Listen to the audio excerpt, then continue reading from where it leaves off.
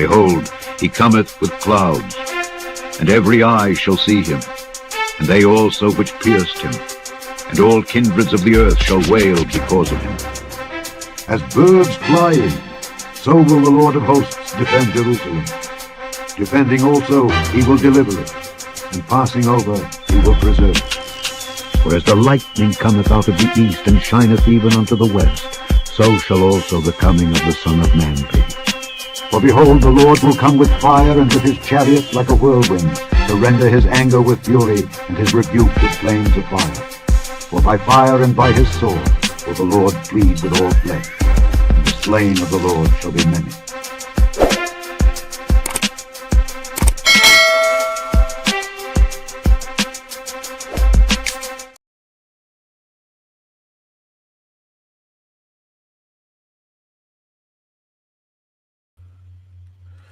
Shalom, brothers and sisters. This is your brother Hawayala. I want to give all glory and praises to our Heavenly Father Yahweh, and we do so in the name of our Lord and Savior, Yahweh Shai.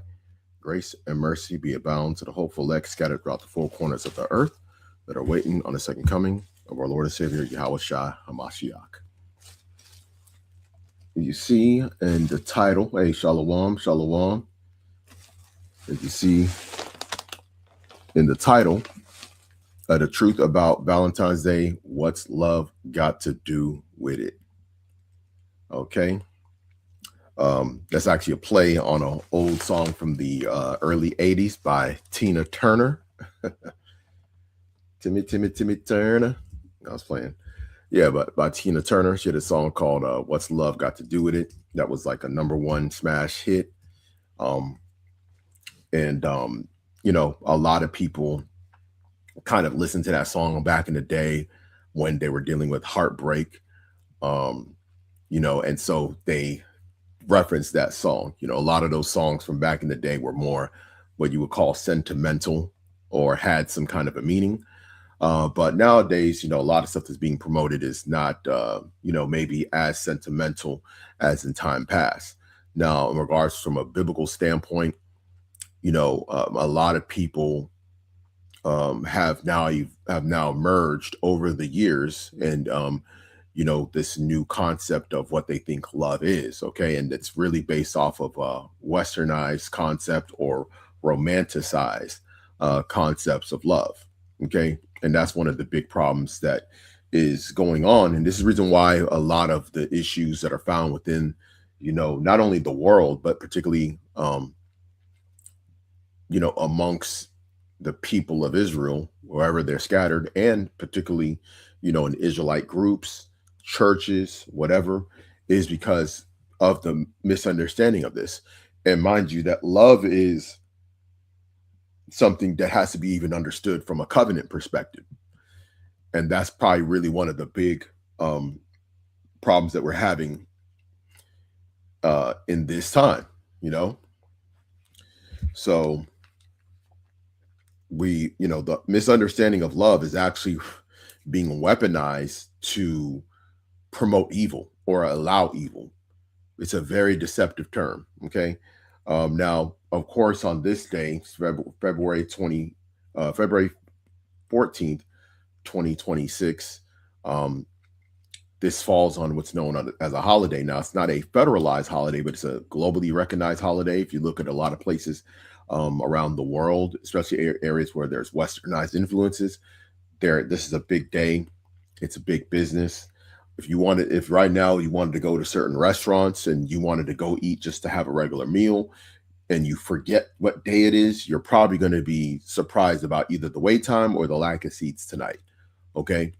And that's one of the things that's very weird about, you know, getting into the faith and taking away, you know, the practices that we had, you know, prior, is we sometimes get caught off guard on, you know, what holiday is coming up, and then we're going about our regular day life, and then we get kind of, you know, struck with the reality that we're not really in a place that upholds, you know, righteousness, upholds the laws of the Lord, upholds the feast days and things like that.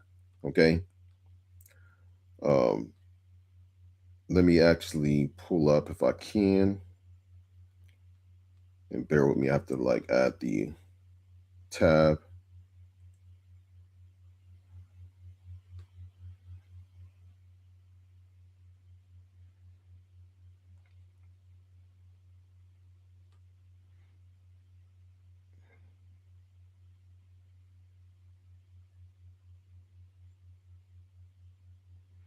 Okay.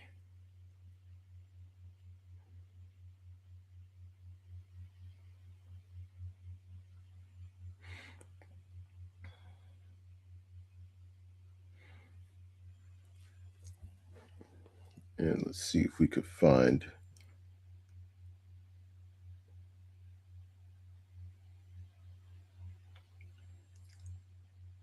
There's actually like a few precepts. We're not going to go into a long thing about love. We'll actually probably do a love series. I have like a love series that I was actually planning because we have to get that subject squared away, and maybe this will be kind of a stepping stone towards such a lesson. Now, let's see here. Well, we'll just do this. This is a concept, one of the concepts of love as well. Let me go ahead and add this. Share screen.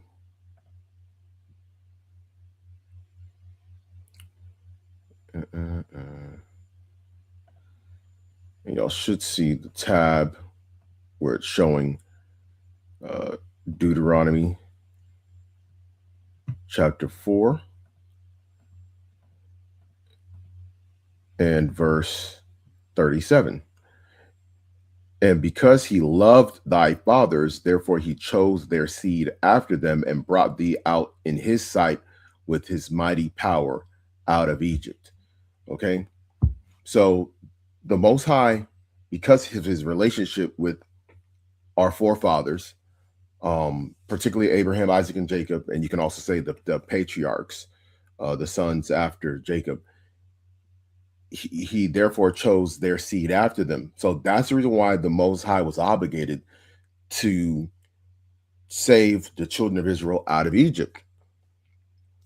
Okay, because of that relationship that he had with their fathers. This is also cuts even the understanding that these people have about other nations being saved, when the Most High is clearly having a strong preference for a group of people because of his relationship with other people. Okay, the forefathers, the patriarchs.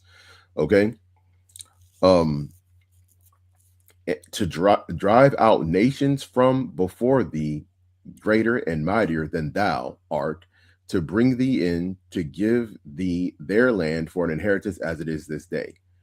Okay, so the Most High did this out of love.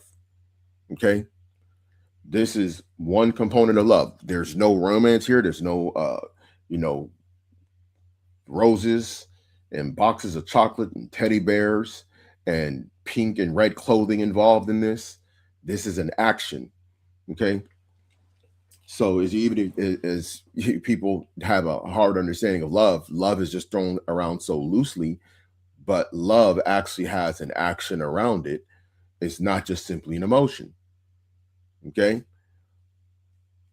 Um, Even in the lyric of Tina Turner's song, she talks about the emotions of love, which is, and it's funny when you think about how people view love in today's time. Okay. Um, she called it a secondhand emotion. Okay. Love has to have a component of a level of integrity. The emotion of love has integrity in it, right? Because there's no way that one can love. Yeah, if someone is loving somebody, they also can't hate that person at the same time. Love has to then be removed for hate to happen. Okay. Um, and this is what people don't understand about the emotion in and of itself. Okay. Love doesn't mean that one doesn't discipline. Okay. If you love your child and your child is out of hand, you then discipline that child out of love, right? Because you desire for that child to be better. Okay. So love is not you saying let them do what they please, which is like a lot of, single parents, especially single mothers do, where love to them is doing everything that's in the comfort of that child's emotions. Okay. That's incorrect. Same thing with relationships. Okay. When it comes to these relationships that are going on right now that people call love. Okay. Very performative. Many times it's more performative than anything, and it doesn't have the actual true emotion behind it. Okay. It's more for show. Now, let's see if we can. Now, you see in the thumbnail, actually, oddly enough, the thumbnail that I had, I don't even know if I actually be able to add it. I might be able to put it in the banner, but let me see if I could pull up the image. No, I won't be able to. I could put it in the background, but it's not going to be worth it. But you see in the thumbnail, the relationship between Cardi B, Stephon Diggs, the football player, and Offset, the rapper. How they were quote unquote married and then, or together, married and then, of course, separated. During that time, she gets to Stephon Diggs. Stephon Diggs has all these other relationships. And then they are allegedly have broken up. Now, why am I bringing that up? Because one of the things that's happening is that we actually believe that one of our, a lot of our people, especially the younger generation, believes that marriage or love is what they're seeing on TV and social media. Okay, and that's a big problem. Now, let me see if I can pull up. We're going to do the truth about Valentine's Day, and then we're going to kind of segue into more of these topics. I have different videos, many videos that I've seen over the months, but I'm just going to pick a few of them and we'll kind of go over them. We'll go over what is a proper perspective and how to look at things from a biblical level. Now, we go into this, as you see here, this is from Wikipedia, and just for a short summary, Valentine's Day, and we'll give you the origin of it, the truth about it. Now, it says Valentine's Day, also called Saint Valentine's Day or the Feast of Saint Valentine, is celebrated annually on February 14th. It originated as a Christian feast day honoring a martyr named Valentine, and through folk traditions, it has also become a significant cultural, religious, and commercial celebration of romance, commitment, and love in many regions of the world. And you go to India and it's celebrated. Go to China, they're celebrating it. Okay. And the incentive behind businesses to celebrate it or to commercialize it, restaurants, different, boutiques and things like that, there's money behind it. So one thing that a lot of people understand about idolatry and idolatrous holidays, there's money behind it. There's money to be made off of it. So a lot of businesses thrive off of the idolatry of the masses. Okay. The masses believing in a particular holiday becomes an advantage for the business sector. If you go on different websites or different stores, if you walk into like a grocery store, a big grocery store, when you walk in, they're gonna have a section that's gonna present whatever holiday is coming up, and you'll see that section. There's one particular place I go to, HEB here in Texas. When I walk in through the entrance, on both sides, it doesn't matter which side you're walking on, because on the right side, if you walk in that entrance, you're going to see like different baked goods and things like that. You're going to see like the flowers. You're going to see all that whole section for Valentine's Day. And then if you walk in through the left side, you're going to see where the candy's at. So all the candies, the little teddy bears and things like that. So they play upon the emotions of the masses. And remember that these are things that you picked up as a kid. Okay. And these are expectations that are now set into your relationship with whoever you're with, particularly with women. Because remember, these a lot of these holidays are angled really for women. And there's a reason why they're angled for women, and women are the biggest promoters of these holidays and they become the gift receivers of many of these holidays. The expectation from the man is that he's going to have to somehow honor her through celebrating these particular things. When you read about this feast day, this idolatrous feast day known as the Feast of Saint Valentine, it had nothing with just focusing strictly on women. Okay, so when you go into the story and we'll get into that, into the particular man who Saint Valentine is. It says there are a number of martyrdom stories associated with various Saint Valentine connections to February 14th, including an account of the imprisonment of Saint Valentine of Rome for ministering to Christians persecuted under the Roman Empire in the 3rd century. Remember that, the 3rd century. According to an early tradition, Saint Valentine restored sight to the blind daughter of his jailer. Numerous later additions to the legend have been related to the theme of love. Tradition maintains that Saint Valentine performed weddings for Christian soldiers who were forbidden to marry by the Roman emperor. Okay, at an 18th century embellishment to the legend claims he wrote the jailer's daughter a letter signed "Your Valentine" as farewell before his execution. This is where this whole "Will you be my Valentine?" Okay, Valentine's Day is about the man giving the card. This is where the letter and the card comes into play, right? Now, mind you, this is a 18th century embellishment. Remember, this man was around, according to them, in the 3rd century. Now, we're going to click on Valentine of Rome.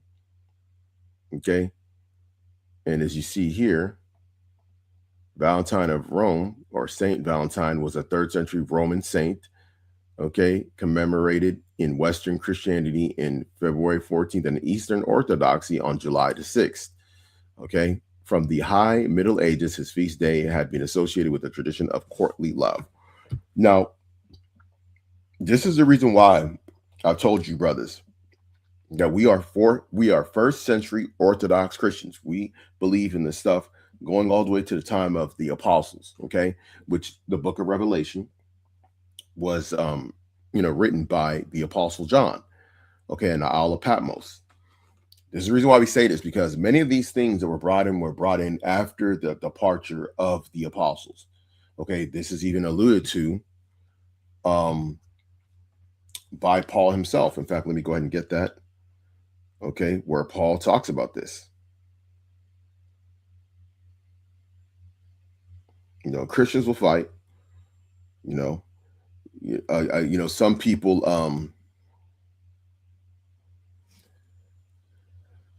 Some people don't even think about what the origin of some of these things. And what's funny, what's crazy is that if these holidays, and I've been in the Christian church when so-called Valentine's Day falls like on the Sunday, it's like another Mother's Day. It's like another day for the wives. Those are the people that like get overly honored on that day. I forgot. It was one time. It was crazy. It was crazy. In fact, that particular day, that it was I don't know if it was that weekend or if it fell on that day, but the pastor at the time, this is years ago, maybe even a couple of decades ago, and this is when I learned about the different Greek words of love. Okay, ended up getting what's called Vine's expository dictionary not soon after that. Okay, so that's when I learned about the different types of love. Okay, and how we say love in English is very this very not, it doesn't have particular meaning. People throw the word love around everywhere because we don't have another way to use another word, other than love. Love, oh, I love my kids. Oh, I love my husband. Oh, I love my job. Oh, I love God. I really love my friend, or what. Like, love is thrown away so much, but the higher form of love, or the greatest word for love, is agape. But that's not known and understood in our time, especially as English speakers. And so you got to dig deeper into how some of these things were used. So let's go ahead and do this. We're going to go into the book of Acts, okay? And just like I was saying with the issue in regards to, and I got to share the tab. Okay, so we go to the book of Acts, chapter 20, and this is what I was referring to as how all these things were entered in later. So when you go into Now, Paul was getting ready to go uh,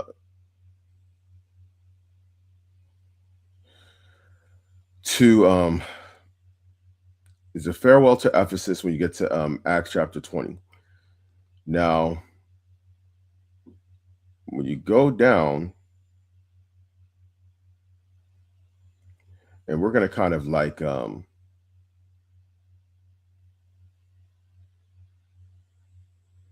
going to go to verse 22 just to get the what he was saying. So in verse 22 he says, and now behold, I am bound in the spirit unto Jerusalem, not knowing the things that shall befall me there. Now, because he was going to Jerusalem. As you know, Jerusalem was a very tough place for early believers, particularly the apostles, and many of the elders that were around at that time. There was a great persecution where many of them fled in the early parts of the book of Acts as you're reading, which included Paul persecuting these same people, who he later, of course, became a believer. And of course, when he became a believer, he then became an enemy also of those during that time, right? So it says, save that the Holy Ghost witness in every city, saying that bonds and afflictions abide me. But none of these things move me, neither count I my life dear unto myself, so I might finish my course with joy and the ministry which I have received of the Lord Jesus to testify the gospel of the grace of God.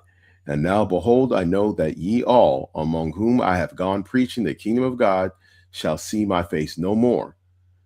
Wherefore I take you to record this day that I am pure from the blood of all men. For I have not shunned to declare unto you all the counsel of God. Take heed, therefore, among yourselves and to all the flock over which the Holy Ghost had made you overseers, to feed the church of God, which he had purchased with his own blood. For I know this, that after my departing shall grievous wolves enter in among you, not sparing the flock. Also of your own selves shall men arise, speaking perverse things to draw away disciples after them. Therefore watch and remember that by the space of 3 years I cease not to warn everyone night and day with tears. Okay, so you see there that Paul had warned them of what was going to come, which these false doctrines will come, which includes the Saint Valentine. So Valentine's Day didn't even have its origin, unlike some other holidays like New Year's and Christmas. This had its origin in the old Orthodox Christian church of that time. Okay, and it's very important that we understand that. Okay, so we see that this is a problem. Okay, and this was brought in by people that were considered Christians. Okay, they brought in this whole thing of Valentine's Day, unfortunately. Okay, just like Paul had warned that among these people would enter in these people teaching perverse things. And here we are. And this is something that's now become a tradition since that time. And if you talk to many Christians, they will see nothing wrong with it. They say, why get on this? It's about love. That's what they'll start doing. They'll start telling you love, love, love. Okay. You Protestant? No, we're not Protestant. Okay. We're first century Orthodox Christians. Okay. The originalists. We believe in the teachings that were found in the scriptures, the teachings of Yahushua HaMashiach and his apostles. Okay. And that's the reason why we have to make it be known that we're not part of any other set of beliefs. Unfortunately, a lot of people have overlapped these beliefs. A lot of stuff came later. There's no such thing as a Protestant. Okay. If you go back to the time of the apostles, there was no such thing as a Protestant. They were only known as believers. Okay. Believers of Yahushua. Okay. Whom you know back then as Christians first at Antioch. Okay. Protestant church, the Protestant that referring to, they have all these idolatrous holidays. They have white Jesus, Cesare Borgia, as the image of the Messiah. They also enslaved the children of Israel. They massacred the children of Israel. Okay, they did very debaucherous they're the original Epsteins. The Protestants were the Protestants and the Catholics from Europe were the original Epstein Island. Okay. So why would we want to hold on to their belief system? I'm coming out of the book, the volume of the book. I'm coming out the words of the Apostle Paul. Huh? So Protestant, nah, never that. But thanks you for joining us. Okay. So let's see what we got here. Yeah, so that's kind of where that kind of came in. And let me go back to the tab with the Saint Valentine, whom this wicked tradition was named after. Um, and of course, you know how they're gonna have him look. you know. Now, let's be honest. By that time, let's be honest, by the time you get into this period of the quote unquote Christian church, you started having, a lot of these Edomites coming in. That's just what it is. They already were coming in and they were influencing and bringing in these other things. And then you also had wicked Israelites who were in idolatry who started merging these things. And there was a lot of compromising among the leadership. Instead of holding firm to what was taught before, they started compromising. And many of these men compromised through their woman. Let's keep it real. Many of these compromises among men come through trying to serve the woman. Okay. And we've seen that even amongst us, where these henpecked men will bring in these things, or or their woman will convince them that certain things need to be done away with. Certain aspects of the actual doctrine need to be reformatted according to the ways of this world, especially according to the ways of, feminist ideals. And then you bring in the things like, Valentine's, huh? And now, and that's how these things are promoted, because these women, they want this. You're looked at as evil because you didn't call your woman and tell her, wish her a Valentine's Day, or you didn't take her somewhere. She goes and she sees another woman, getting a dinner and roses and chocolate and gifts or whatever, and she looking at you crazy because you don't want to celebrate it. You know what I'm saying? This is where you got to stand on business as a man. And I'm telling you this: a lot of you brothers that are married, even these women that call themselves sisters, a lot of them, they still like these holidays. They even resent you for not even celebrating them or acknowledging them. Okay? You still got to stand 10 toes down. Okay? So that's why I got to do this lesson, because some of y'all probably had reservations, man. If you're listening live and you got some reservations, man, you need to go ahead and cancel that. You know what I'm saying? Let her be mad. Let her stay mad. Huh? Because a lot of you guys are celebrating these days, you don't even believe in them, bro. You're only doing it for the woman. Just like Adam did, he went and ate of the tree of the knowledge of good and evil for the woman. Same concept, man. Same play, just a different court. Same play, just a different field. Okay. Okay. So you see here, this is third century. He was born 225 AD to 270 AD in Italy. Okay, died in Rome. And then if you look at venerated in what? The Catholic Church, the Anglican Church, the Anglican Communion, which Anglicans are Protestants, right? Lutheranism, that's also Protestant. You got the Eastern Orthodox. Okay, you see they had different dates, as you saw. Okay, and where was this? That's why I say these people to do this. You ask them where the apostles institute this. Where? Doesn't exist. Okay, this is what you know as man traditions of men. Okay, in fact, let's get another precept.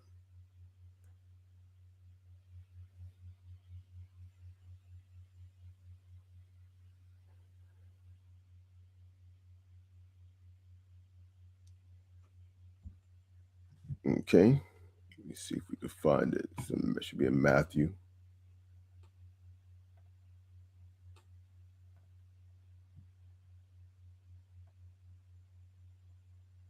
Okay, so Matthew.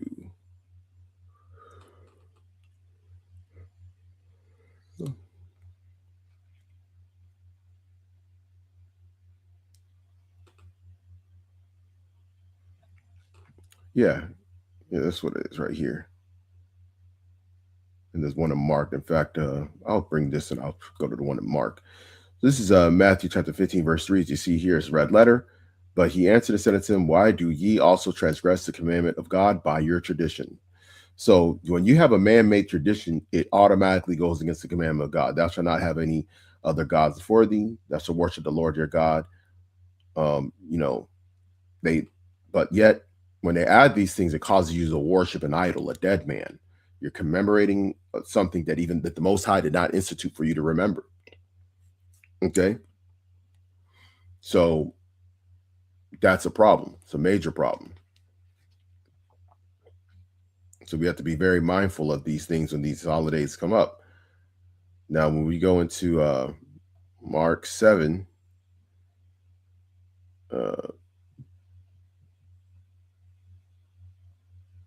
this is Mark 7, Mark chapter 7, verse 8. For laying aside the commandment of God, ye hold the tradition of men. Okay, we'll just go down to verse 9. And he said unto them, full well ye reject the commandment of God, that ye may keep your tradition. Okay, and that's a problem. We cannot be like that. This is the truth about Valentine's Day. It's idolatry. Okay, don't let no woman put you up to this. I know you might got some clown out there saying, man, they don't like women over there. Man, they got bitterness against women. Meanwhile, he got to take his woman out on a date. Mm-hmm. You got to take his ungrateful woman, his idolatrous woman who got him falling out, falling out the faith, not staying on track. This is what's going on with people in the Israelite community. How much more the Christian church is already doing it? You see, we went over the different places that already commemorate and recognize it. So they're going to do that. Right. And this is why sometimes a lot of relationships get strained, because you have a man standing on business, on the Father's business, and then a woman sees standing on Satan's business. And can two walk together except they be agreed? A lot of times these type of holiday seasons are a test of your relationship, and it really can test you and it tests that woman. Okay, because if you're doing right, you're providing, you're protecting, you're leading, that can be thrown away, all because in the eyes of many women, wicked women especially, right?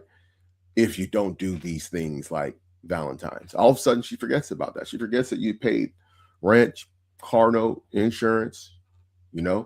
She forgets that you worked overtime, you hustled and bustled, made sure everything was good.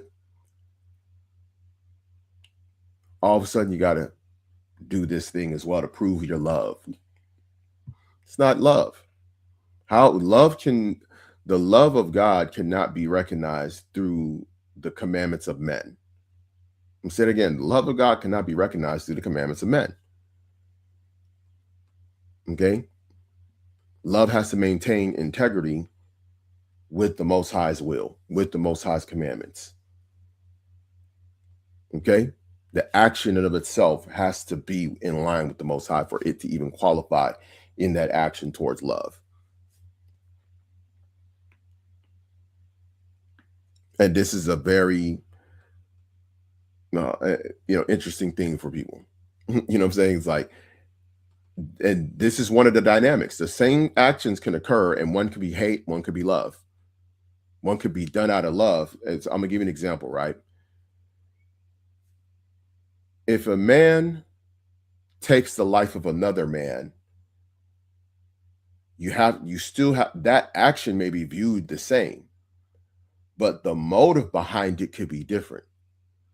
The motive of taking someone's life could be done out of love. Not love for that person, but maybe that person is maybe at the time about to harm a person, has harmed a person, and qualified under that as being eligible for, being deleted. Okay. We see this with, in the book of Judges, right? When you go into the book of Judges, you see that the children of Israel were falling into these various captivities when they fell into idolatry in the land. This, of course, before the time of the kings. And there would be an oppressor, and then that oppressor would, of course, oppress the children of Israel, and then the Most High would raise up a deliverer, and the deliverer will take out the oppressor. It's still technically killing, but one was done out of love. Let's look at one that's done out of hate or envy. Cain and Abel. Cain killed a man, killed his brother. Why? Not out of love, out of envy, out of hatred and envy. He did it. Okay. So love has to have integrity in accordance to God's will and purpose. It can't just be an action done in excitation. Why am I saying that? Because even within the Western world, you could have two people that people say love each other, but the love is adultery. To the outsider or to them, they feel that their love is valid. But the Most High views their quote unquote relationship and what they perceive to be love as adultery. Meaning you have an honorable marriage and a dishonorable marriage, or you could say union. Okay. So an honorable union and a dishonorable union. Both of them look the same. Both of them can literally look exactly the same to the naked eye. But to the Most High, it's different. It's not the same. And people try and overlap these type of things a lot of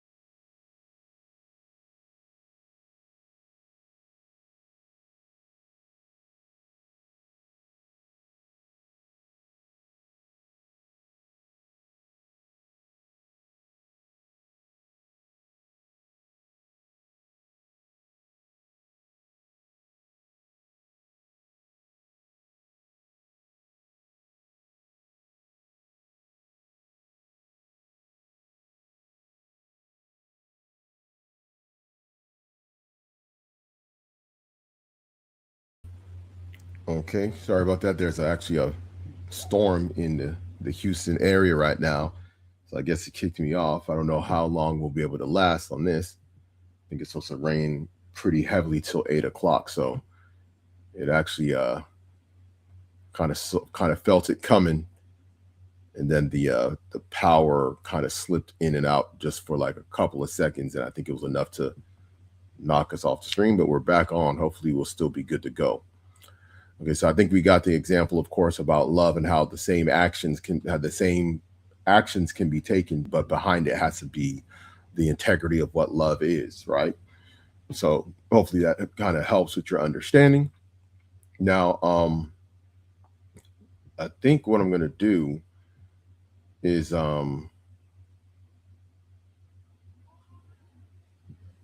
this is actually a good one. This is actually a very good one. Let me actually find the precept actually on this, because actually I think the person brought it out. I'm gonna have to refresh this one real quick, and we're gonna get into it.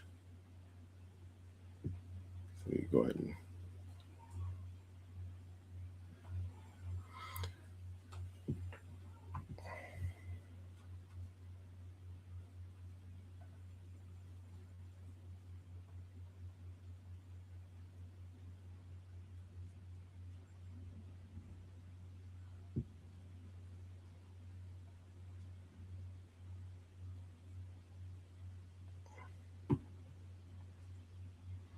okay. So let me see if I can pull up the.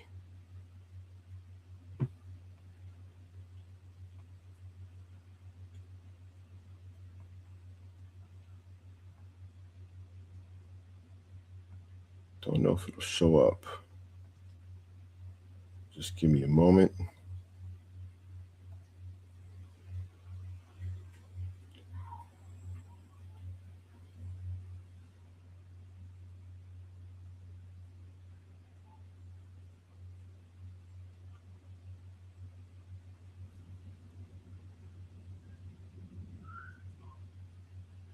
Okay, I know exactly what to do.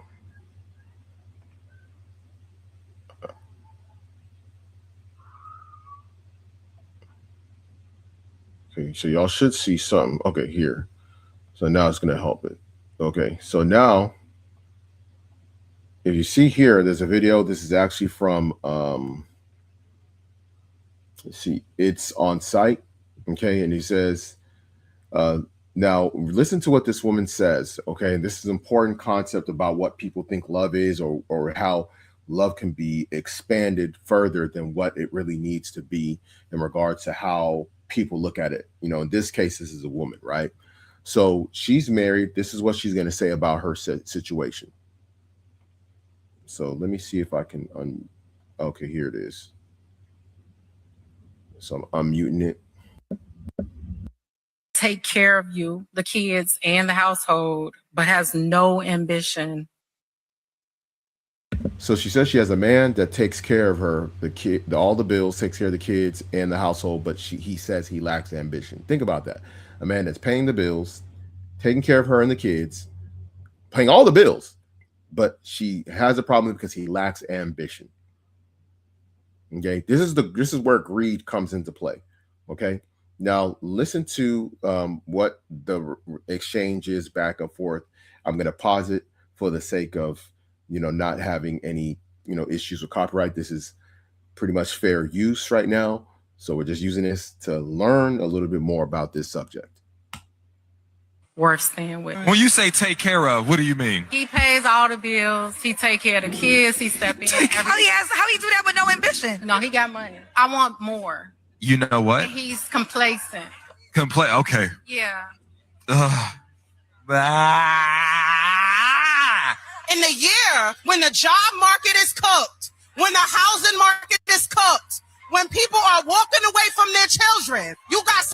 Oh, wait, hold on. Hold up. Did she say walking away from their children? Haven't I been telling y'all that? I've been saying that for years. I said people are going to be abandoning their children. Okay? Abandoning their children. Somebody at home that is paying your bills. He is taking care of you and he is taking care of your kids, and you are figuring out, should I leave him? Are you cool? Unfortunately, for a lot of men, there are so many women telling them you have to be more ambitious. And it's because they want the ambition to look like what they want it to look like. But his ambition is waking up every day and going to work, waking up every day and showing up for my children, showing up for my home. Like, that's just as ambitious. You know how ambitious you have to be when you are going through depression. Your girl is telling you you need to do more, and then you don't feel like you're good enough, but she don't know the mental and emotional and spiritual battles that you have and how you still trying to show up for your home. That's ambition, baby. Take a moment. Come on. Yo, she was spitting. Yo, give it up to her. She was spitting. Yeah. Yeah, she knew what she was talking about. Yeah, because men, you know, if you're a provider, you can't put your feelings above, you know, the purpose of providing for your family. You could be going through it, but you still got to go to work. You still got to pick up an extra shift. You still got to hit the road. Why? Because you're obligated to take care of your family, and you know that it's primarily on you. Now, this is where a woman is supposed to step in and be a help, an aid, a support to her man, to encourage him, to make his life easier when he gets back home, to make him know that he is appreciated. And many of these women don't see that as a form of love. They don't see that these men are doing this and that's a form of love. To her, him doing more is going to show he really loves her. Because if he really loves her, what? Hold on, bro. I don't even know if this will be what's it called. Yo, there's a song by Tyler, the singer from South Africa. She got a song, and in the chorus she says, "If you say you love me, put me in Chanel." That's what she wants. She wants Chanel. She been listening to too much Tyler, man. Tyler said, "If you say you love me, put me in Chanel." That's what I'm thinking she's looking for. I think it's 1 Timothy 5:8. Because what it talks about is a man who neglects his home is the same as a man who denies his faith. This man is taking care of his home. Well, let's go ahead and get that. This is 1 Timothy chapter 5, verse 8. But if any provide not for his own, especially for those of his own house, he hath denied the faith and is worse than an infidel.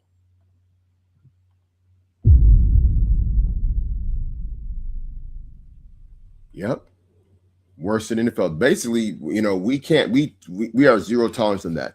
The only way a brother cannot do that is if for some reason he's in between jobs, he's looking for another. Like, if we know a brother, you know, when you get to know brothers, you know that they're ambitious, you know that they're not lazy, you know that they are willing to work, right? But we've actually met two guys that came in among us over the last few years, and these guys had zero ambition, no desire. Now, one of them, he didn't have any kids, but he had no desire to even take care of himself. He was living off of his mom, and this guy was in his late 20s. It was absolutely pitiful. In fact, let me tell you this. When we met these guys, me and the brother Yawasop were preaching, and we met these guys, and, you know, we ended up baptizing both these guys, talking to them about what they were doing with their lives and whether or not they're working and why they did not want to work. It was scary. Like, I'm going to be honest with you. That's where it makes sense. It says they're worse than an infidel. They're worse than a non-believer. They've denied the faith. Even bad men go out and work. We're talking about men that are, doing bad things in the world.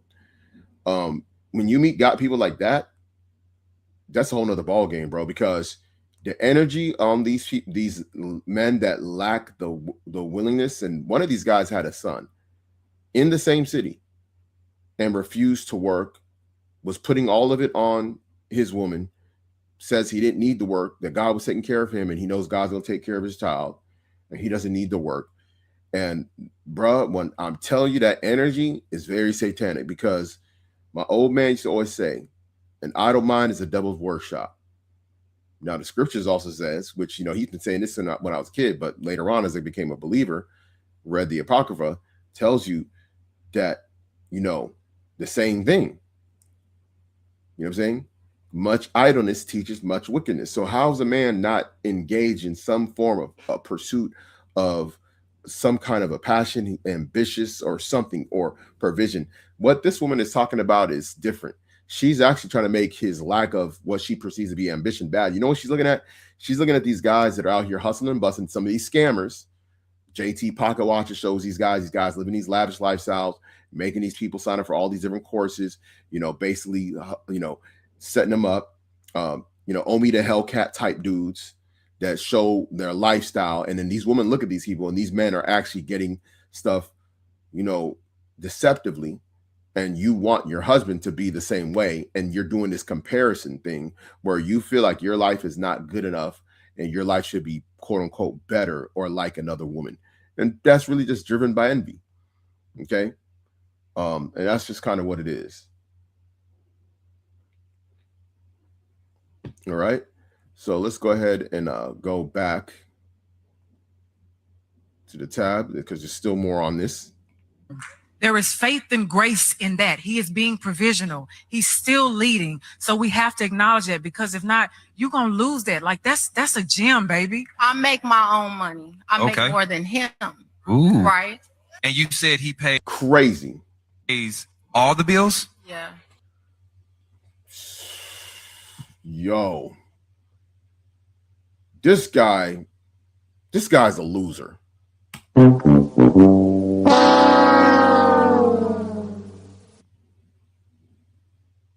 What in the world are you doing, fam? This woman is working, make more money than her, and you're paying all the bills, and then she's on you saying you lack ambition? Yeah, bro. Any dude that gets into that situation like that, that's on you, man. That's on you.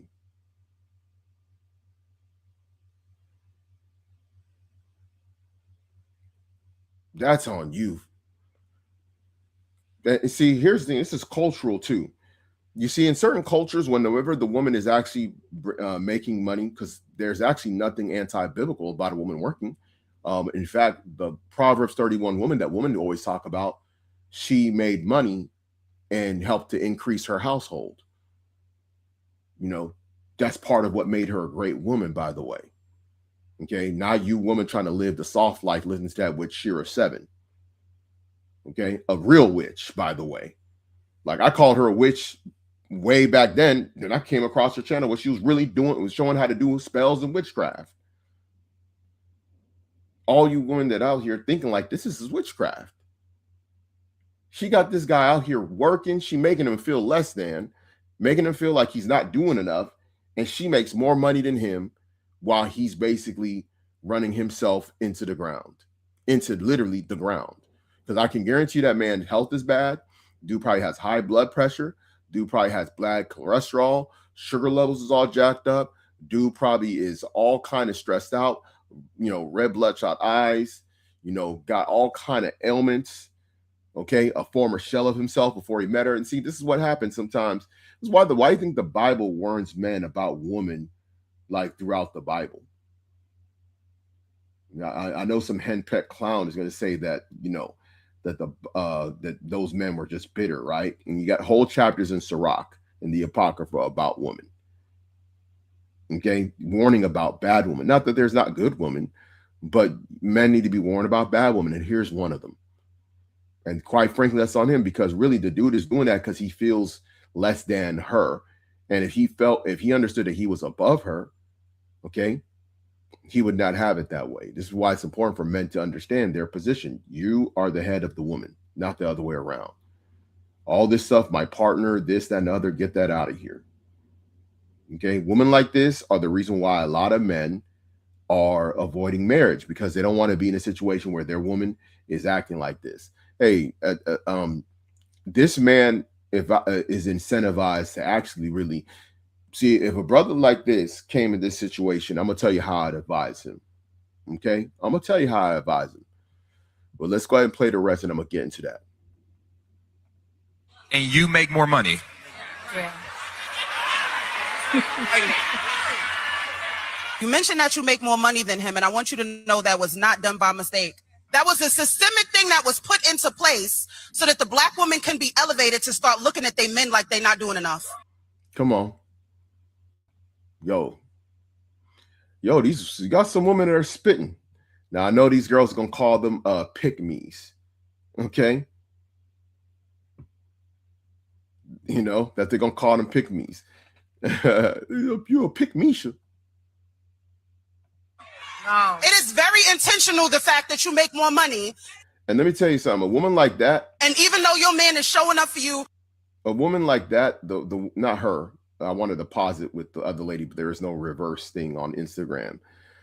A woman like that is more prone to definitely commit adultery. I'm not saying she is, but it's heavily increased with the way she's thinking and moving, and the way she looks at her husband is definitely adultery, either already involved or right around the corner, bruh.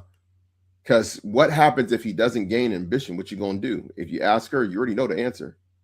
What is understood doesn't need to be explained. Okay.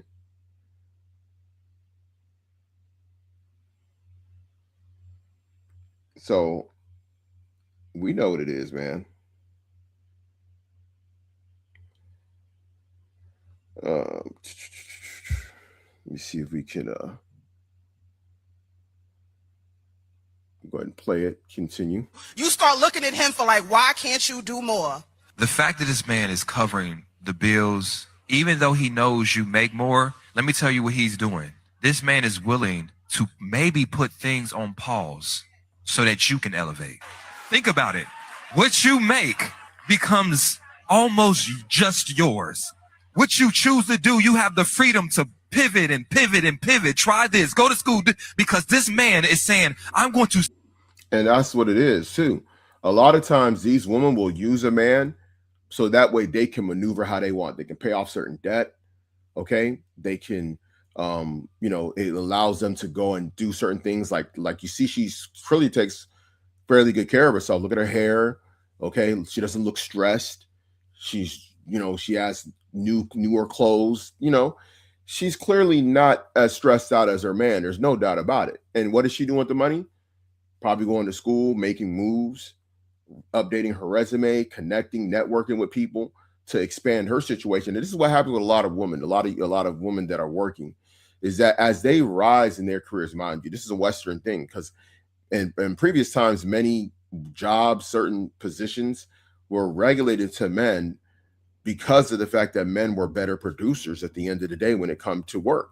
But with the new age of technology and administrative roles being a little bit more used or felt behind the computer, and then with different rules concerning hiring practices and payment of what women were paid or what kind of positions they could pursue, it's kind of led to this woman basically viewing themselves as equal to or greater than men. And that is consistently the energy that's pushed in the West. That's why the West is going to collapse, and it's collapsing on its own. It's doing it to itself. Nobody else is doing it. The West has done this to themselves. The Edomite elites, the Edomite populace, those that wanted to bring in Roman ideals, okay, Greco-Roman ideals. This is the outcome of it, okay, because it's unrighteous. And that's why the union that they're in, okay, is unrighteous. The one between this man and this woman, his wife, and it is what it is. But this is for us to learn from and to seek what we can do in gaining insight into this situation, because it could be happening in your very house as well. Sacrifice and take care of the foundational things so that you can have a choice whether or not you want to work or not. And so when you saying that man lacked ambition, I just think it's ambition in a direction you can't recognize. And let me tell you this. Once a woman doesn't respect you, it's very hard to gain that respect back. There is ways to do it, but this is where the counsel will come into play. Let me go ahead and read this precept, and I'm gonna go into like what I would tell this man in this particular situation, right? And we're just gonna assume that all the information she's saying is correct, and what I would have this man do. Okay, so Let's go ahead and share this tab, Ephesians chapter 5. And by the way, check out the lesson that I did a couple of years back on love. In fact, let me see if I can pull it up. And I'm going to go ahead and read this and we'll pull it up. This is Ephesians chapter 5. We'll start at verse 30. 1, for this cause shall a man leave his father and mother, and shall be joined unto his wife, and they two shall be one flesh. This is a great mystery, but I speak concerning Christ and the church. Nevertheless, let every one of you in particular so love his wife even as himself, and the wife see that she reverence her husband. Okay? Yeah, so a woman needs to reverence her husband. Let's go into that word for reverence, because I had to teach one of these Ahabians who had been, of course, married to a Jezebel and doesn't understand what it means. This is phobeo. You know what that word phobia comes? Fear. Yes, phobeo is a Greek word. The root word of phobia is fear. Okay, it's a Greco word. Okay, so fear, be afraid of, reverence. Do you think that this woman, let's go back to her.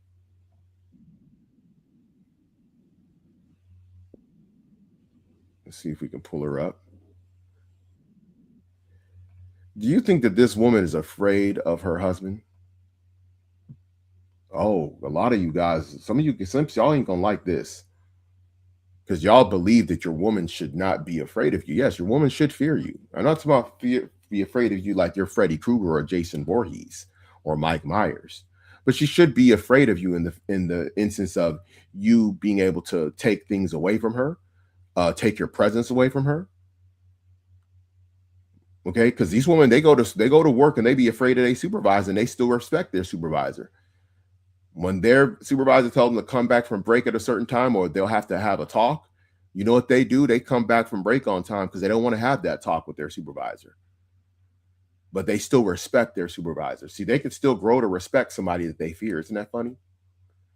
So why shouldn't it be you as a man? Huh? Why shouldn't it be you as the man of the house?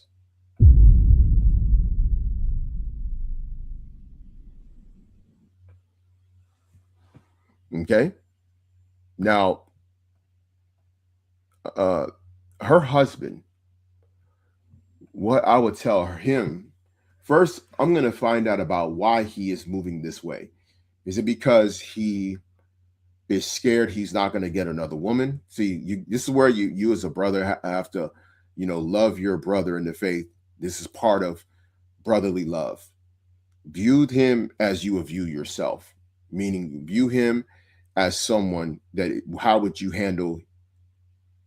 want to be talked to and handled in that situation? So as a brother, I'd want to know why my brother is doing this to himself. Okay. I would then also, after getting information, remind him of his position over his wife. Okay. And we'll go ahead and get this real quick. Okay. So this is 1 Corinthians chapter 11 and verse 3. But I would have you know that the head of every man is Christ, and the head of the woman is the man, and the head of Christ is God. Okay, because sometimes in the West, men have to be reminded of that. Your woman is not equal to you. Unlike what these simps say, even some of these guys said that the woman is above you. You listen to the likes of Derek Jackson. You listen to the likes of this guy, Steve Harvey, and these other clowns. Then yeah, they're going to tell you that the woman is above you, she's superior to you, and all that, right? Lies, lies, lies, lies from the pits of hell. Okay. Now, after we establish this man's above his woman, we're going to have to go into, letting him know that he's doing the right thing by taking care of his family.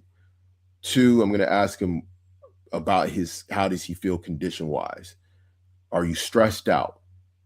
Have you been gaining weight? Have you been losing sleep? Okay. Have you had anxiety? Have you had to do anything to cope?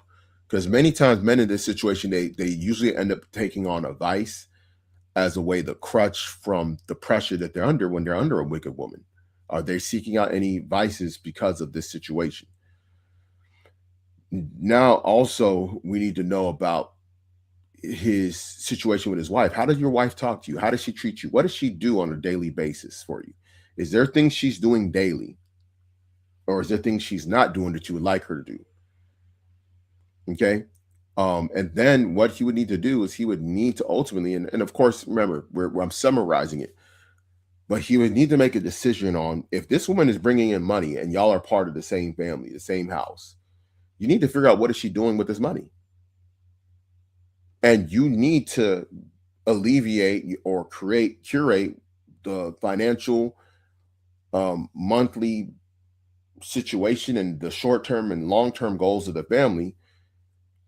And she needs to agree with it. Now, I'm going to tell you this. In this situation, this man has lost his wife. His wife doesn't respect him because he clearly hasn't put his foot down. And she knows she's playing him at this point. So now when a woman knows that she has played you like for a fool, she already lost respect for you. Okay? So you're going to need to find a way to put your foot down. And here's the thing, and this is one of the big issues with a lot of these men. They're scared of the woman leaving, filing for divorce, and putting him on child support, taking the house, all that stuff. In his situation, and this is where legal counsel can be talked about, this is where you might need to seek legal counsel as well, in addition to spiritual counsel, because legal counsel is in part because you're in Babylon. If you legally married to this woman in Babylon and you have property, you're going to have to deal with the Babylonian court system. Okay? But if you're one of those guys that's scared to put your foot down because you're scared of losing in the court system in regards to like maybe your income, housing, whatever, then you're really not fit to be really complaining about a situation like that. And you're either going to have to deal with that. But I'm going to tell you this, men like that are not fit to be really believers. Because why do I say that? Because their woman has become their head. And because the woman has become their head, they actually are operating actually under the energy of Satan. And men like that are in marriages with women like this are very dangerous, because those men then become to grow envious of other brothers in the faith that are operating the right way according to 1 Corinthians chapter 11. Okay? And then they began to use as tools against godly men. Okay, but like by women like this will influence them against godly men for certain, because a godly man is basically establishing authority over his wife and over his children. He has control over his household. Okay, and therefore their energies are going to be in conflict with one another. You know, we're speaking from, you know, what they would call an esoteric level. Okay, so that's just the reality. And quite frankly, you know, a brother that's operating like that, I would have to, and I would have to warn him about the potential of, you know, what could happen if he puts his foot down. And this is where even as brothers in the faith, and the brother in that situation, you know, he has to know that his option is not to divorce and leave his woman, of course, unless there be adultery involved. But he's going to have to put his foot down for the sake of his own salvation and for the sake of the future of his children. Another thing I would have this man do, if he has any children, you need to get DNA tests expeditiously. Got to get a DNA test. It's mandatory around these parts, especially, you know, if you have a newborn or whatever. You know, for guys that already had children before they came in, that's up to them if they want to do that and find out about, you know, be 100% sure about their situation. But I know over here, over yonder, yeah. Your brother come in talking about he got a kid and his wife pregnant and the baby's on the way. I don't want to hear nothing about that kid as far as you starting to take care of that kid after the baby comes out, until you tell me you got the DNA test and the baby's yours. Because before now I'm counseling you over you taking care of another man's kid and you don't even know it yet. Nah. Because, hey, there's one thing for that woman to play you, it's another thing for her to play the church. Because if y'all fall on times, or if y'all in need of something for that kid, and then we coming out of our pocket for a kid that was, you know, came in through adultery, then that person by extension also played the church too. Okay, so yeah, that's how we got to correct that. Now, why am I going into that? Let's go ahead and get into this tab. It's a good segue for what I just used. Um, I don't even know what this is, so I got to refresh this because of the. In fact, I got to refresh both of these. Bear with me. I got to refresh. And I can move this all the way down because we don't need this. I got to refresh the tab after that storm had hit. So I don't know if it's going to come up. Okay, it came up. It worked. At least this one worked. Don't know what this one is. Okay, so we'll just share this tab. Now, look at this right quick. Man deletes his sons after catching his wife doing this with another man. Now, this is a true story. I actually bring up the... Oh, dang, I thought I had the story. For whatever reason, the news story is in here.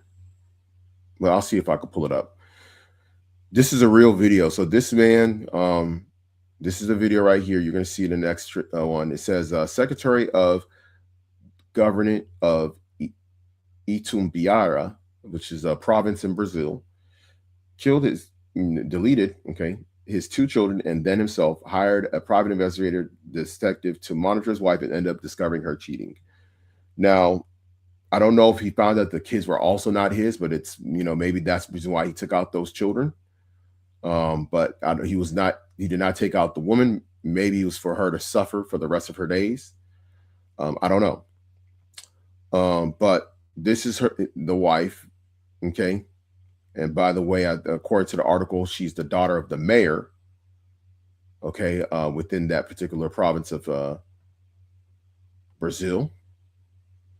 And this is her, this is the man, and this is the 2 boys. So I don't know if these 2 boys weren't his, but this is one of the reasons why we tell you, brothers, to get that DNA. Okay? And because you don't know how you'll react if you were deceived for many, many years. You don't know. Maybe you can prepare yourself mentally if you and go through a scenario in your mind if you felt like this could be possible, that it, and then you can know how to deal with it and walk away from the situation. But there's a lot of emotional investment, a lot of financial investment. In the way men's mind work, we're planning. Kids come into the world and we're thinking about their future. We're not thinking about them right there. Women just thinking about them being a little kid, and they think they're going to be a little kid forever. Men already know that little kid that they have is going to get older, is going to need more resources, is going to need schooling, okay, is going to need guidance, okay, is going to need potential provision, possibly an inheritance. So this is where men start thinking about life insurance policies. They start thinking about, housing, keeping your kids in the right neighborhood, the right schooling, the right people. All these things are in play in a man's mind. And a very, and it's an often thing, right? How to protect these kids, making sure their safety, which is the number 1 priority for your children, is their safety, right? So women, they're just going with the emotions. That's how they're wired. They're going with the emotions, and that's kind of how Most High balances out the household. Okay. But this man could not take whatever it is that he found out. And it led to him, being in this situation. And let me do this. Now let's go ahead and go put back this image real quick, but hold on. I don't know where this, I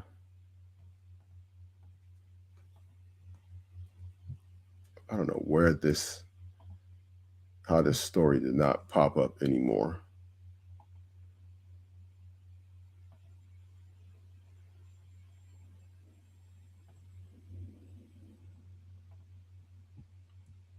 Okay. Yeah, so here it is. I just did a quick search, and you see here, you see they're promoting it. Remember, I told you, man, they're trying to put you into that festive move of that idolatry. Now, here it is. It says the Secretary of the Government of Itumbiara, okay, Dallas Naves Alves Machado, said this based on reports from February 11th to 12th of 2026. So, probably was planning who knows, he was probably planning a Valentine's thing. See, one thing with adultery in this time period, Valentine's Day actually brings out a lot of the adulterers, because a lot of these adulterers are not satisfied in their relationship, and maybe they're already pursuing another relationship, or in a relationship or pursuing one.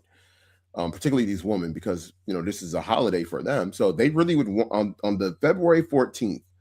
They really want to be with the men that they like. I'm gonna say that again. They really want to be with the men that they like more than anything, even if it's the adulterous person that they're in love with. And I say in love, no pun intended, in love, because that's how Westerners use it, right? Because remember, love has to be in line with the Most High's will, right? So if love is not in line with the Most High's will, and the woman is in adultery, therefore that is not really love. Okay, that's adultery. Because if you love, you would love your husband, not the man you're committing adultery with. Okay, what they're doing in the Greek is known as erotica. It's not agape. It's not her. It's not philandros. Loving and caring. Looking out for the best interests of your husband. Okay, so we have to get that straight.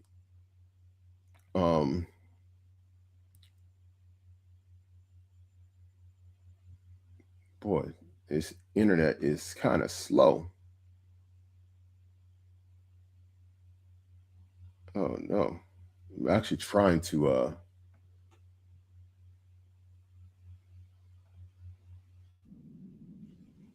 I'm trying to see if I can access one of these older lessons that I did in the way back. Been some years, actually. I might even put the link of it in the chat for y'all to watch. Give me a moment. Let me see if I can find it.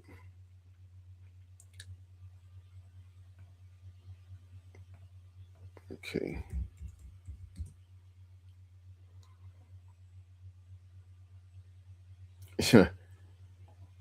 So I have this lesson. And by the way, this lesson was from 3 years ago. It was called Husband and Wife, What's Love Got to Do with It? So this one, the truth about Valentine's Day, what's love's got to do with it? So I highly recommend that y'all check this out.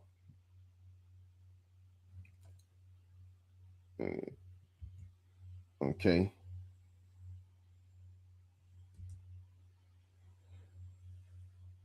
So there's the link to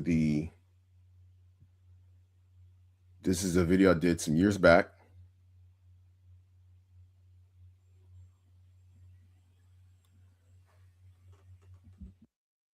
Okay.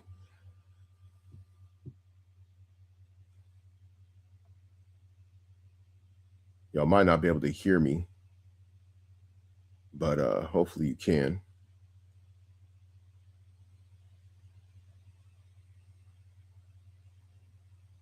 Okay, so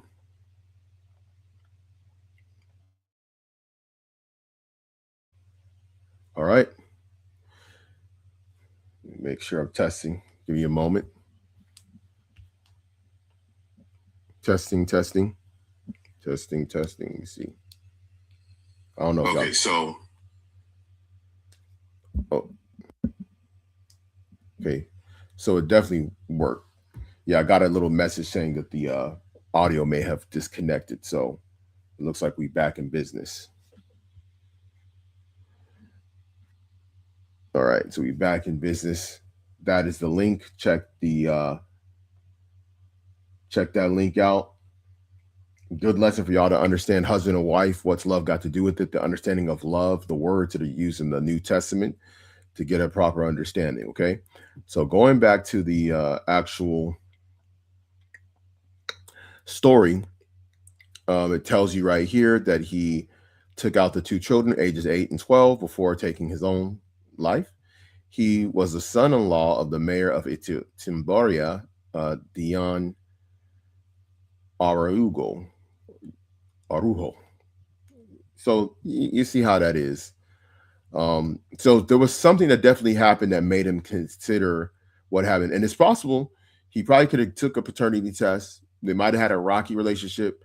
maybe took a paternity test, found out either one or both of the kids weren't his, or possibly was finding something was going on, or felt like maybe he hadn't been intimate with this woman in some time. And usually what happens is, if a woman is not intimate with her husband for some time and she's purposely withholding intimacy from her husband, there's a good chance that she's committing adultery. Okay. Because women are designed differently, to where their heart can only go to one man at a time. I mean, I'm speaking from an emotional perspective. Okay. They're not like men, that men are what you would call more polyamorous. I mean, this reason why men can have multiple wives, because our emotions are wired differently as men, and there's a reason why men having multiple wives is not a big deal to the Most High. It's why he has actual laws on how to deal with having multiple wives. Okay, so but for women, they cannot have multiple husbands, and whenever a woman moves on to another man, the man that she moved on from will be treated differently. There'll be disrespect going on. There'll be a lack of intimacy. There'll be a lack of communication, or there'll be communication that is always conflict in communication. It's like every time you talk to her, there's some kind of conflict. It's like dramatic drama queen. All of a sudden, she doesn't understand what you're saying, or she's missing what you're saying.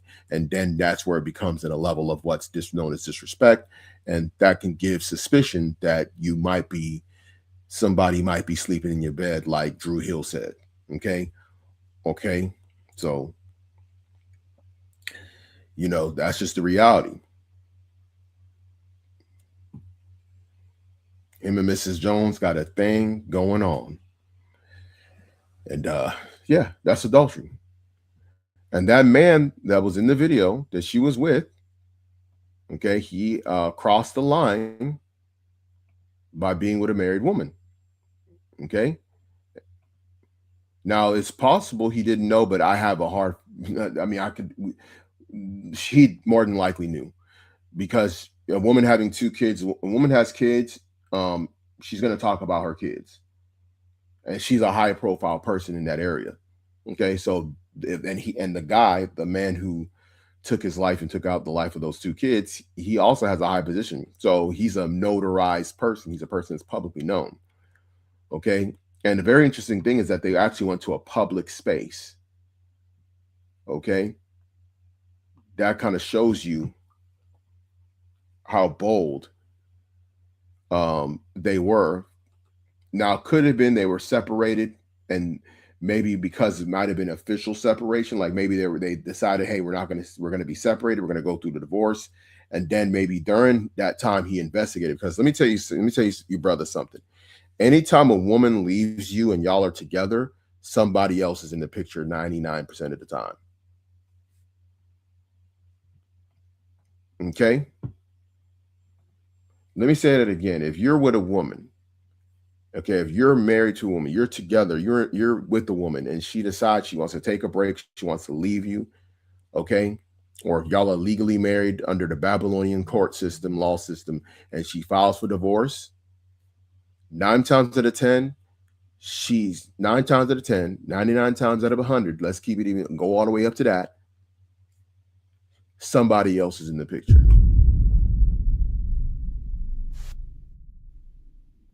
Women rarely leave a relationship and just go completely single unless they're looking to live like a hot girl summer, right? So, for example, coming up in a couple of months as the summer time comes, because the reason why summer's such a big time, especially in the West, is because the school system, both public, private, and secondary school, of course, and college, right? So what happens is summertime is a time when young people who are not working a full-time job have a lot more time to be social. Even people that are working, there's a higher social life that occurs during the summertime because of the weather.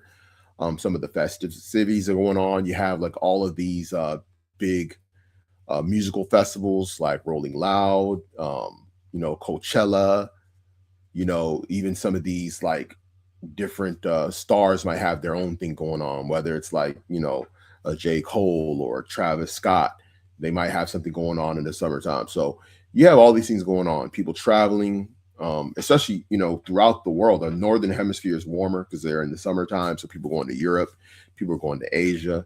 and stuff like that, right? And so what happens is whenever you have people that are in a relationship, and in this case, we'll just say a woman, and they're tied to a marriage or a relationship, so to speak, right? Because marriage for us is not about the paperwork; it's about what the relationship is based on its actions between the two individuals. So they will see that they don't have that freedom, and then they'll break up from that person to go and live a whore's life. Okay. So it wouldn't necessarily mean that she left the man because she's because she's dealing with one particular man. It could be she wants to have experiences with multiple people, and she knows she can't do that within the relationship, so she ends it.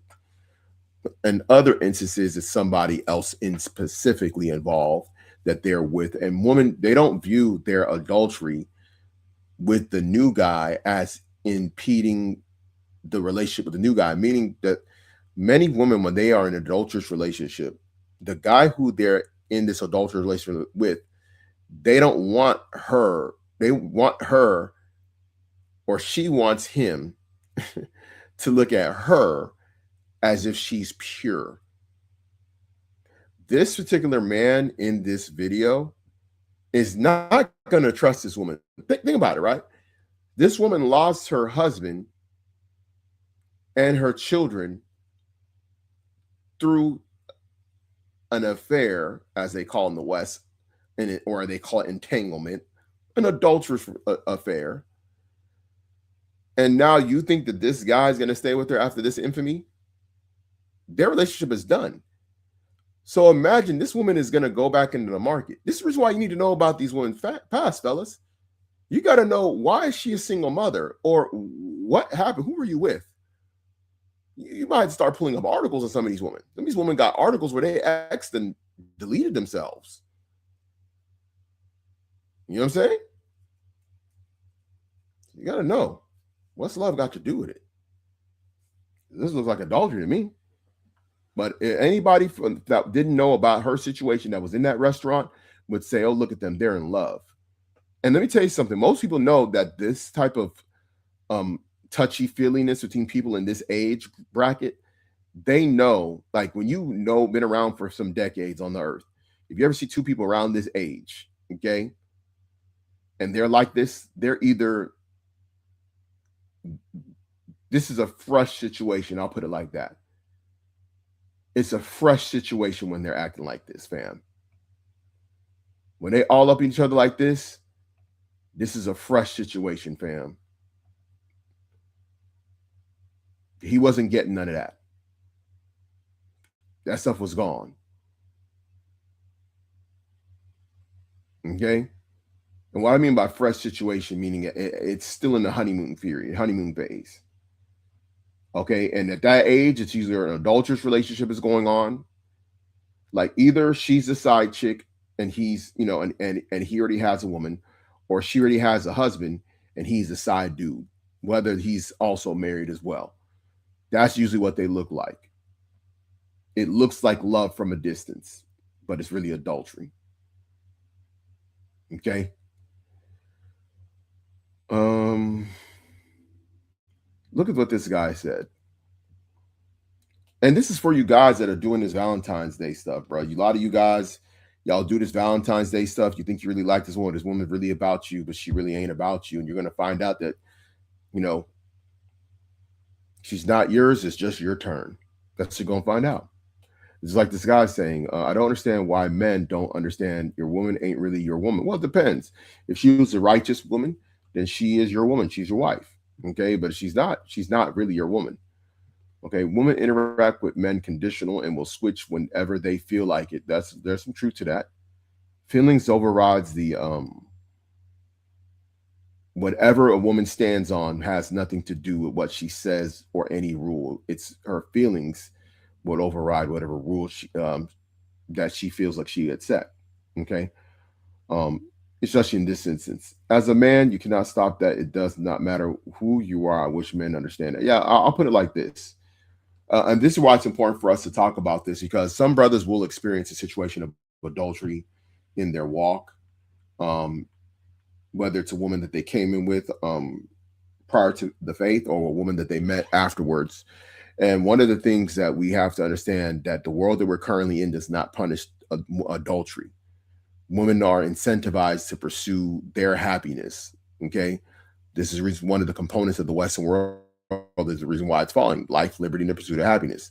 Feminism brought in what women perceive as their happiness, their agency, the control of their, their lives, their destiny, and therefore they prioritize themselves, even over their husband and children, to what they feel is best for them. And that means that you can end up in a situation where you're with a woman who does these type of things, and then you got to know how to handle it. Do you go as far as this man goes? You don't do that. Neither can you even delete her, even though the Bible says that's what should be done, that the two found in this adulterous relationship should be put to death. That's what the scripture says. But we're in the West. We're not in the ancient world. Okay, there's not a priest, to oversee that situation, all that, right? So we have to kind of just take it in these times. Your best bet is to separate and leave, like the Bible says. In fact, we'll go ahead and get that. Okay, give me a moment. Yeah,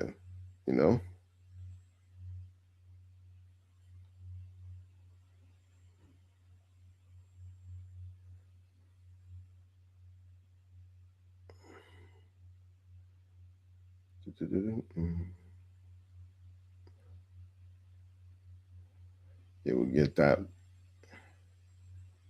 This is trying to see if I can get to the precept. Matthew.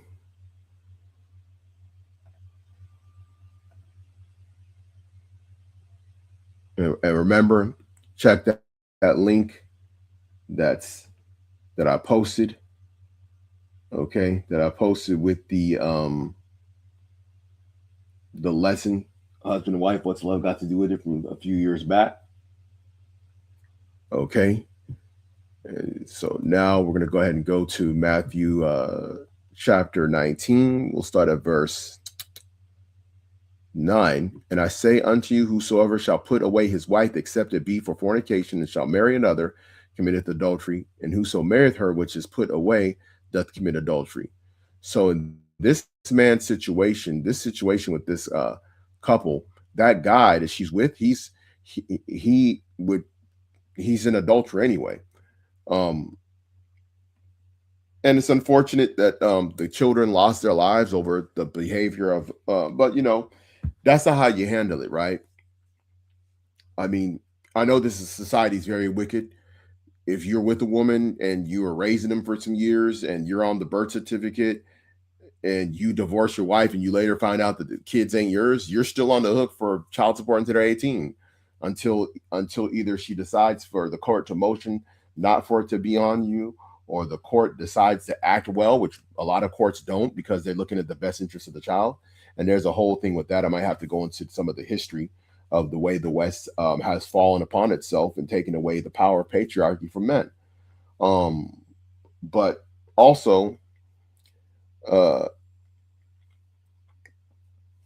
if the father of the biological father of the children step up and decide to take on that role. Okay. So, it's why we have to kind of be mindful of what the world we're in is not the world of yesteryear. 97% of the time, a man is with a woman and they're together in a relationship. That woman is not a virgin. It's just a reality. And because of that, women are more likely to now pursue an extra relationship outside of the marriage because they're used to being in intimacy with various men, even before you. So a lot of times men think that they're special in that, right? But you're really not special when you're dealing with the woman, because special is rare. Special has quality that other people haven't had or experienced. There's the reason why a lot of things that are very valuable are unused. Ain't nothing like a brand new home that nobody lived in, that's yours, that you moved into, or a brand new car where you're taking off the plastic. You got the new car smell. I mean, they even try and mimic the new car smell at the at the car wash. They got scents called new car smell. Why do people want the new car smell? What's wrong with the old car smell? But yeah, it is what it is, man. And so how would I handle this situation if he was a brother in the faith, right? If that man right there that you see on screen, if he was a brother in the faith, this is what I would tell him. All right, we know now that she committed adultery. The kids ain't yours. You're legally married. I'm telling that brother, file for divorce. There is no reconciliation of the situation because I already know that the agitation of the situation is only going to potentially make things worse. In fact, there's a story that is very similar to this, and I don't know if I'll actually be able to find it because I did have it.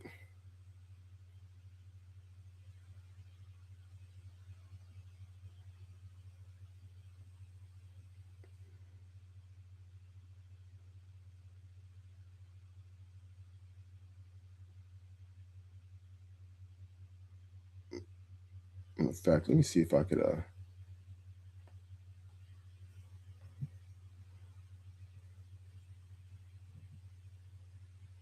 me see if I can find it.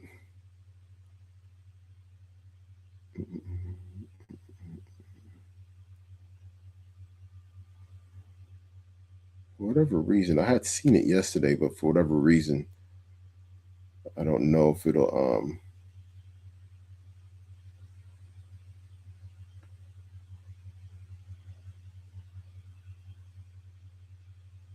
dang, where is it at? There's actually a story that came up. You know what? It might have been in my email. I'm not going to bring it up. There's another adultery story very similar. Maybe I might do a lesson on it another day. I have it in my email, but I don't want to go out of my way to pull it up. What I'm going to do, however, is just give me a moment. And we're about to wrap up soon. I just seen something. So actually what I'm going to do, I'm going to get away from this story, go to our messages. Let's see if I got okay, I think I actually put it. It might be in my saved.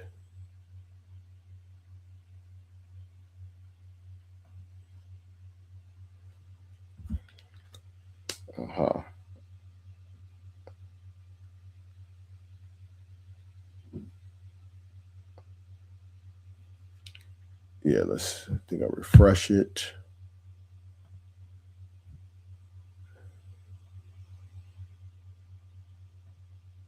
Yeah, here it is.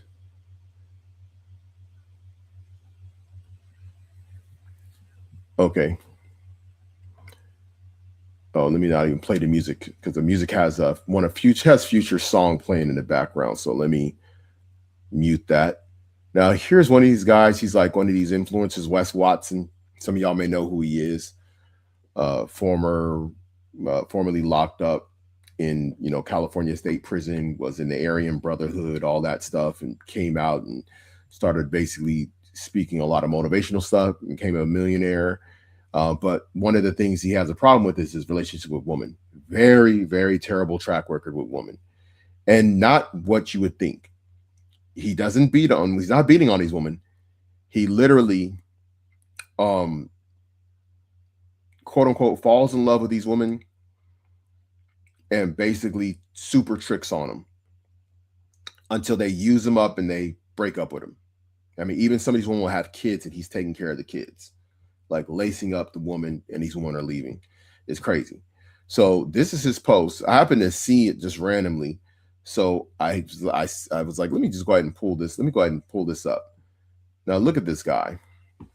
Look at this woman. So this woman's walking in. This is what she's getting for Valentine's Day. And I can't play the sound because the music would be a copyright issue.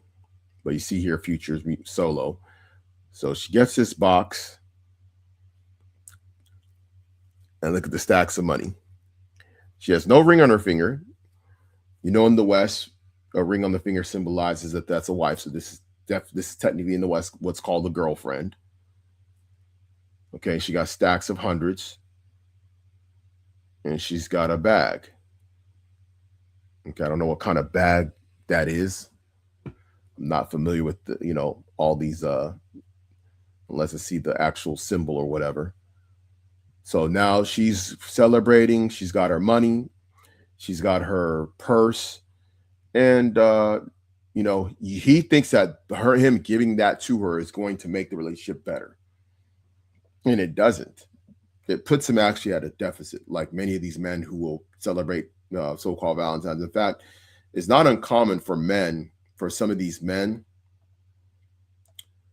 to celebrate Valentine's and find out that the woman actually has a side dude. So what these women will do in the West, and even these men, but remember, marriage is viewed through the lens of a man, even in the eyes of the Most High, because a man can have a second wife and it's not viewed as adultery, but a woman can never have a second husband. Always remember that. Now, I'm going to show you this from what I seen the other day. This is just another example, and I believe I should be able to play the audio. Yeah, I should.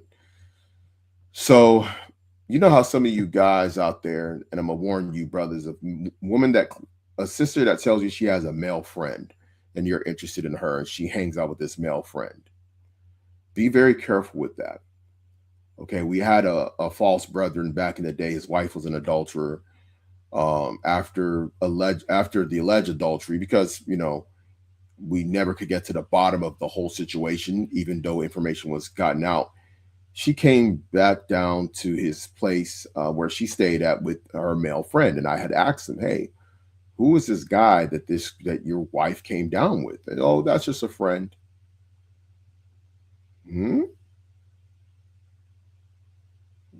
That's one of the ways that these women get around a lot of guys that are suckers, telling you that a man that they're hanging out with is a friend. I actually seen that situation when I was in college, where a guy that I grew up with, we lived together. It was me, him, and another guy.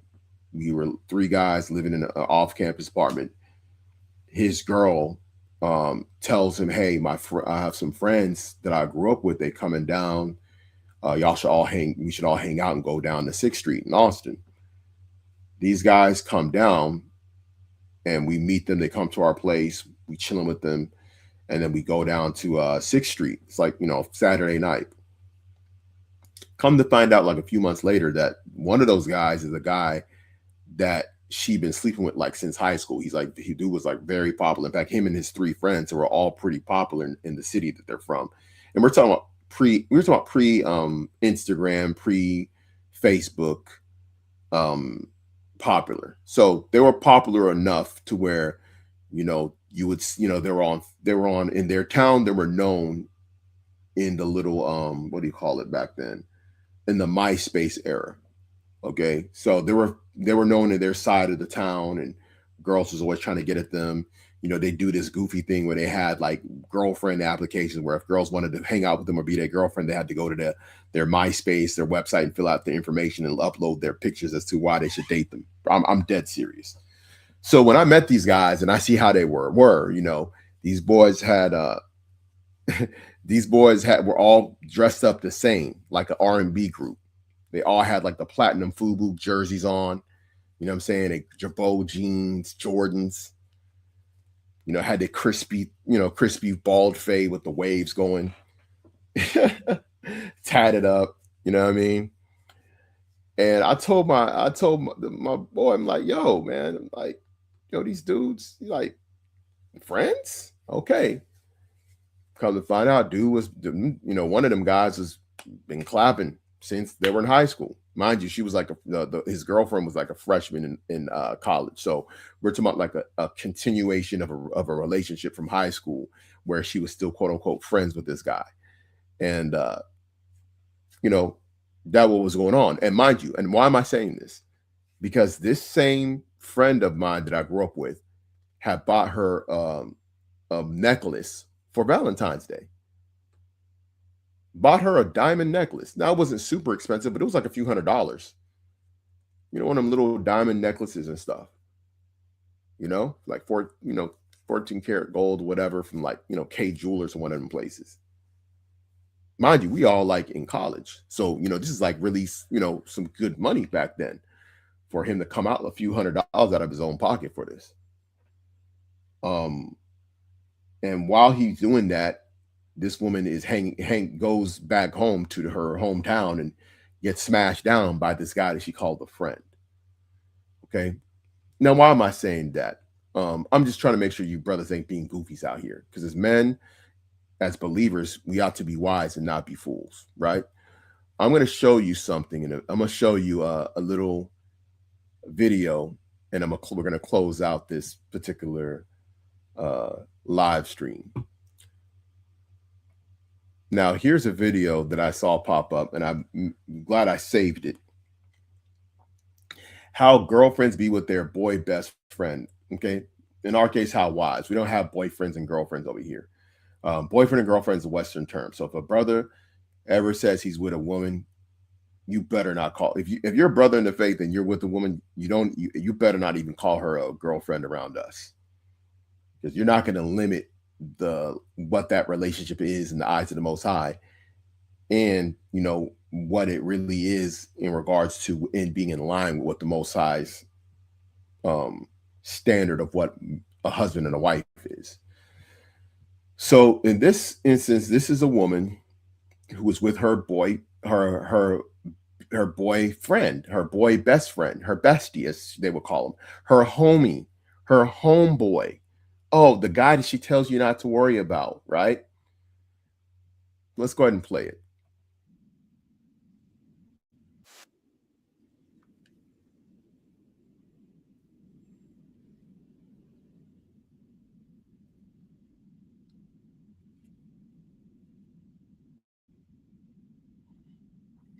When these women be telling you you're insecure as a man, these women will gaslight the hell out of you. A lot of these women they're smarter than a lot of you men, especially these in the world. A lot of the worldly women are smarter in a lot of ways than worldly men, because they know how to make you have to prove your own manhood by gaslighting you, telling you that you're insecure if she is hanging out with another man, or he's like a brother to me.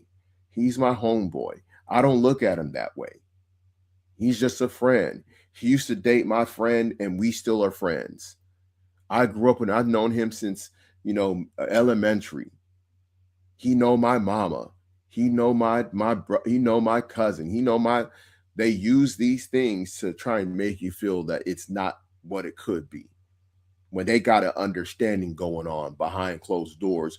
And these women will continue these type of relationships. So let's see what happens. This is a skit, by the way, but this is based on true stories, bro. Okay.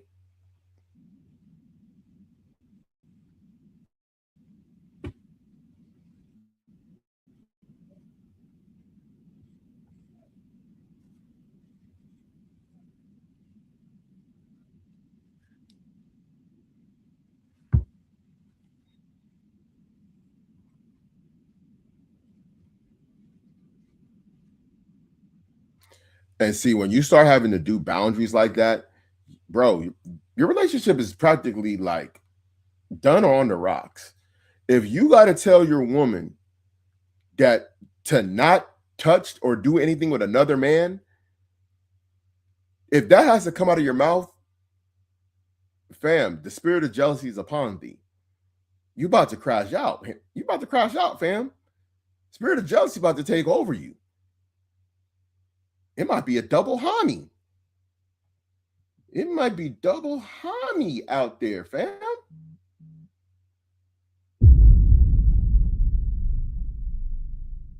Tell you, this is how these stories you be seeing on TV, on the news be happening, bro. This be like the before. They're gonna tell you she was a good woman. She was a good daughter. She was the life of the party. I don't know how anybody could do this to her.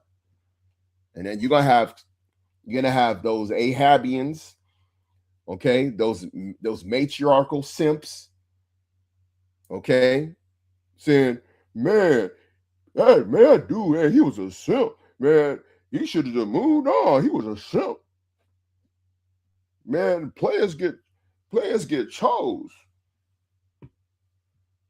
Man, why would he do that? He could move on. And the woman gonna be there like, why he do that? She just wasn't happy with him. That's the reason why she wasn't happy with him to begin with. That's why she was with Darius. Yep.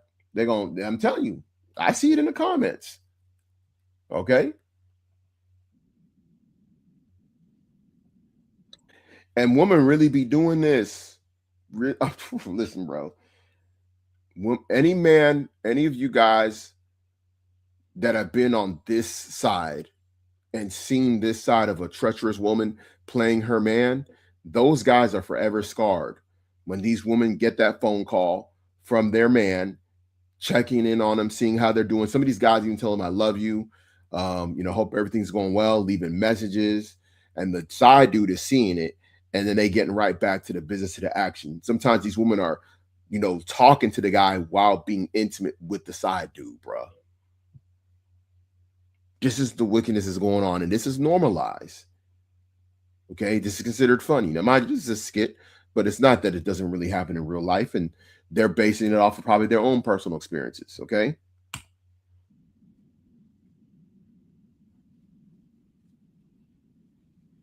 And when you get overprotective like this, woman will tell you that, oh, I like my man to be overprotected. He all about me. Bro, that's cap.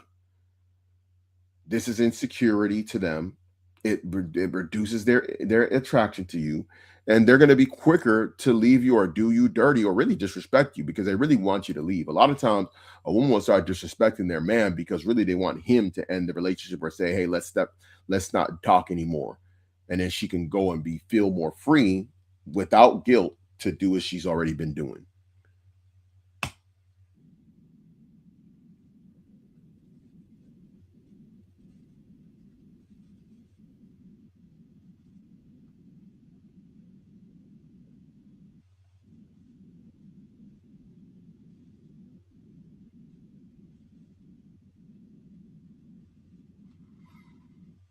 And this is how that child ends up being the side dudes. Like Maury Povich said, you are not the father. This is how it happened. It wasn't just them meeting up. It wasn't her just going somewhere and just sleeping with some random dude. No, it was a guy that she knew, talking to. The guy knows about you. Okay. And she's in a relationship with you, living with you. You taking care, you taking her out to dinner, you taking her out everywhere, trips, all that stuff. And while she got this side dude. That's the reason why I tell you, brothers, around here, it's mandatory. DNA test mandatory. It's Mando. Any you sisters pop up talking about you pregnant? Mando. It's Mando. That's just what it is. Because for the sake of conscience, it's good for you too. Because at least the brother knows this child's yours, his. So that way, if the brother neglects taking care of his kid and we get on him, we know it's the brother's kid. We can say, hey, what are you doing? You're not, we're being told you're not looking after your kid. We're being told you're not willing to, make sure your kid is straight. We can actually get on him because we know for a fact that it's actually his kid. Yeah, we have to do that today. Yes, there's liberty within the Church of Yahushua HaMashiach for us to add that thing, and it's not something that's going to be a burden over here. Okay, we're doing it for the sake of peace more than anything. It's actually the sake of peace and unity amongst us. Okay, to do that, and it's because of this region, because this is what be happening. And some of you guys, if you end up a situation where you're the side dude in a situation, and you end up having to take care of a kid that you're in trouble too. Yeah, you're in trouble. You know what I'm saying? Be careful how you're moving out here. Okay, be careful listening to the ways of this world, such with this Valentine's Day, and go ahead and shut it down. Storm is still brewing. I don't want it to shut down the stream again. And hopefully we'll continue this on another day. But again, I want to give all glory and praises to our Heavenly Father, Yahweh. We do so in the name of our Lord and Savior, Yahweh Shai. Grace and mercy be bound to the hopeful elect scattered throughout the four corners of the earth. Shalom.